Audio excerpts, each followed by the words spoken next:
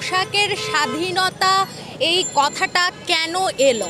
মানে যে কোনো মানুষই তার লজ্জাস্থান ঢাকার জন্য যে কোনো জায়গায়, আপনি বিশ্বের যে কোনো জায়গায়ই যান না কেন, কিছু না কিছু করে, কোথাও পড়েই না।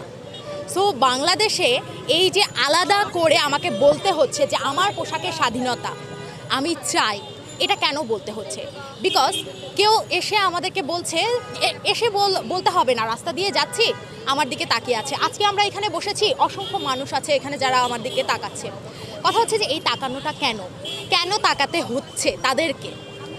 আমরা কি চাইছি তাদেরকে? আমরা কি বলেছি যে হচ্ছে আপনি যে পোশাকটা পরছেন আপনি আপনার ভালো লাগছে না আমার কাছে? আমি তো সেটা বলছি না। তাহলে তিনি কেন, আমি যখন রাস্তাঘাটে যাচ্ছি আমার দিকে মন্তব্য করছেন? আমি যখন বাসা থেকে বেরোচ্ছি কেন হচ্ছে তিনি আমাকে কটূক্তি করছেন?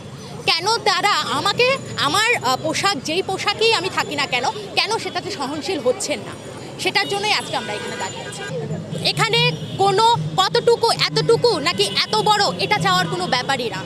আমরা যেভাবে আছি, যার যেভাবেই স্বাচ্ছন্দ্য সেটাতেই আমরা থাকতে চাই। এখানে কারো খবরদারি আমরা চাই না, কারো আলাদা করে এটার জন্য অসহিষ্ণুতা এটাও চাই না। এটাই হচ্ছে আমাদের কথা, যে আপনারা যেভাবেই আছেন, যেভাবেই যেই কাপড়ই পরছেন না কেন, সেটা নিয়ে নিজেদের মাঝে স্বাচ্ছন্দ্য থাকুন, অন্যকে স্বাচ্ছন্দ্যে থাকতে দিন। যেভাবে বাঁচার ইচ্ছা, যেভাবে বাঁচতে চায় অন্যের ক্ষতি না করে, সেভাবে বাঁচার স্বাধীনতার দাবিতে এখানে দাঁড়িয়েছি। কিছুদিন আগে নরসিংদীতে একটি অত্যন্ত অপ্রীতিকর ঘটনার সম্মুখীন হয়েছিলাম। আমরা দেখেছিলাম একটি মেয়েকে তার পোশাকের জন্য খুব বাজেভাবে আক্রমণ করা হয়, এবং আরও দুঃখজনক বিষয়টা হচ্ছে নারীর প্রতি নারীর এই আক্রমণটা প্রথম নারীর হাত দিয়ে এসেছিল, যেটা আমাদের জন্য আরও বেশি লজ্জাজনক এবং দুঃখজনক। সম্প্রতি সেটার আদালতের ট্রায়ালে ওটা ছিল একটি জামিনের শুনানি সম্ভবত ছিল, সেখানে আদালতের কিছু কথাকে মিসকোট করে এমনভাবে প্রেজেন্ট করা হচ্ছে যেন আদালত মানুষের পোশাকের অধিকার সংকুচিত করছে, নির্ধারণ করে দিচ্ছে কে কি পরবে, কে কোন পোশাক পরে চলবে, কে কিভাবে চলবে।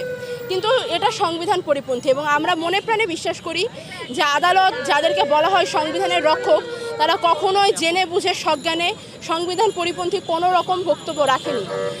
সওয়াল জবাবের সময় অনেক রকম কথাবার্তা আসতে পারে, কিছু কথাবার্তা এমনিও চলে আসে, হয়তো সেখান থেকেই কোনো কথা এসেছিল যেটা মিডিয়ার পারপাসে এবং মানুষের মাধ্যমে যারা চায় যে এরকম কোনো কিছু আদালত করুক, তাদের হাত দিয়ে এই ব্যাপারটা মিসকোট হয়েছে এবং এভাবে ছড়িয়েছে।